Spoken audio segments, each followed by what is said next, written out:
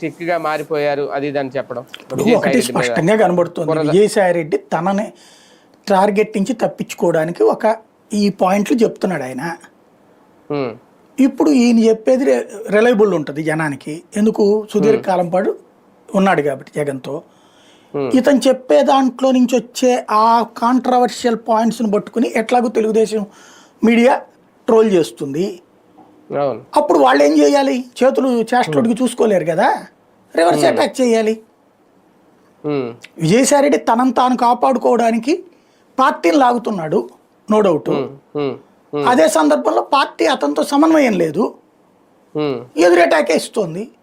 ఇలాగే వాళ్ళు ఎంత ఎదురు అటాక్ ఇస్తే ఇంకాస్త ఇట్లాగే సాక్షి కానీ ఇట్లాగే ఉందనుకోండి, అతను రేపు పొద్దున అసలు కేసులో అప్రూవర్ అయినా ఆశ్చర్యపోనక్కర్లేదు.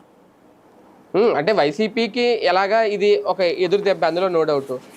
మేలు టీడీపీకి మేలు చేస్తున్నారా అయినా, లేదంటే వాళ్ళు చేయించుకుంటున్నారా అనేది. ఇప్పుడు ఈ దీంట్లో ఎవడ యాక్టివిటీ వాడిదే.